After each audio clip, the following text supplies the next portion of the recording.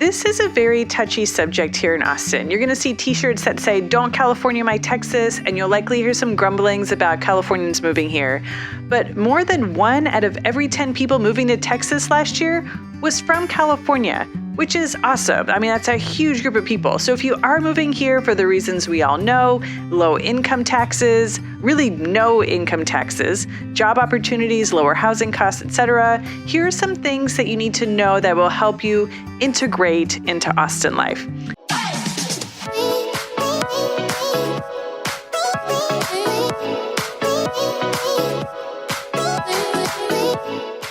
Hi, I'm Tiffany Moore. I'm a realtor right here in Austin, Texas. I help people from all over the country and the world move here. So if that's something that you're interested in, reach out to me. My info's in the description. So number 1, please don't tell us how California does it. The biggest thing that will get you into trouble here is telling an Austinite, in California we do it like this, or in California everything is this way.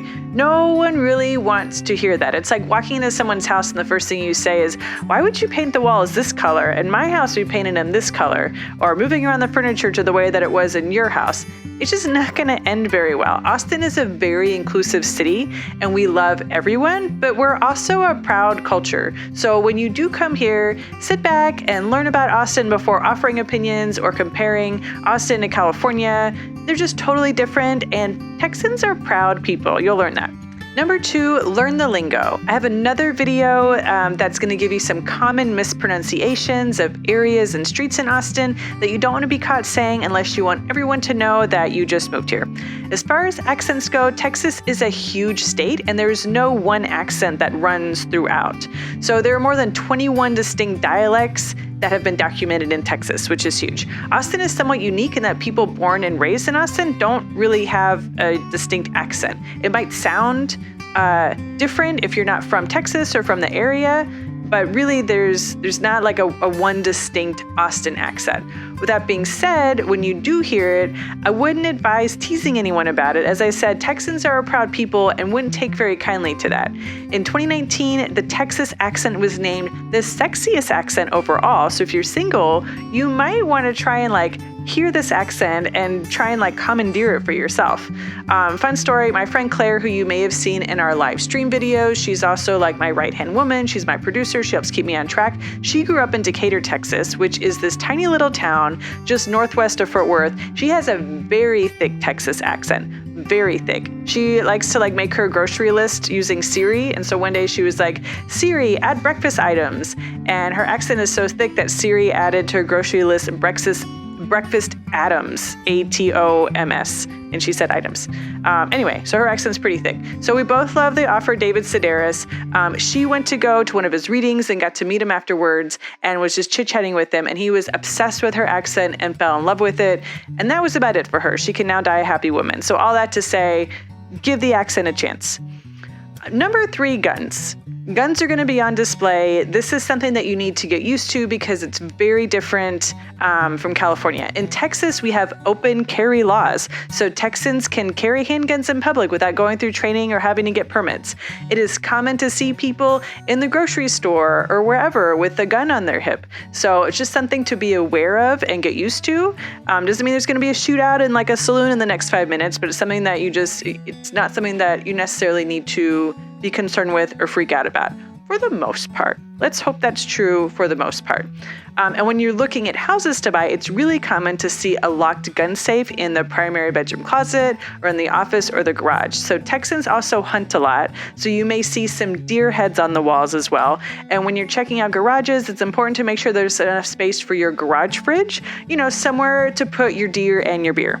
I heard that this year. I thought it was the funniest thing ever, but it's true. We all have deer and beer in our garage fridges.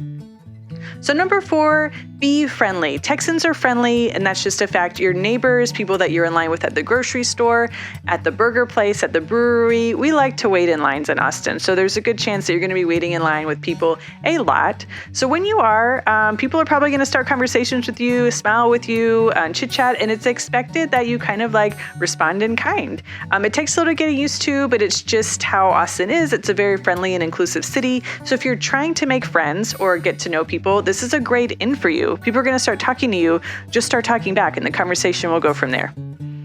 Number 5, football is king. So all the things you heard about Texas are true. Texas loves football. In California, folks are into the national teams. In Texas, people are into it from peewee to junior high to high school teams, and you're going to hear about it no matter what. There's no way around it. You're going to see multi-million-dollar high school football stadiums and high school teams playing on TV. So just how we talked about number 4, just be friendly. You might not be very into it, but it is also a great way to bond with people, to meet people. There's nothing Texans like better than to be asked their opinions about football. So if you're ever at a loss for conversation, just bring up some kind of football, ease into it. No matter what team people are into, they're probably going to talk to you about it. And Austin is a great place for this. So the UT games for UT Longhorns, they are insane. My husband and I went to University of Florida, which was like another really big football school. And I lived right across from the stadium. And so we would like park people for games. We would charge like $20 and people could park in our yard. We were tailgating all day. It was awesome. UT Longhorn games are really similar. So, football is much bigger in Texas than it is anywhere else, but the Longhorn games, they take over all of downtown. So I like to run a lot, and one weekend I was out running downtown, like Saturday morning before the games, and I got there early enough to watch everyone like set up shop and put their tents up and have their tailgating gear up and really start pre-gaming for the game. And I got to tell you, like, Texans don't mess around, and people in Austin, they love their football. We love drinking outdoors. We love tailgating. It's definitely a sight to see. So just keep all of this in mind when you're coming out here from California. It's a little bit different, but overall we're very friendly. We just all want to have a good time.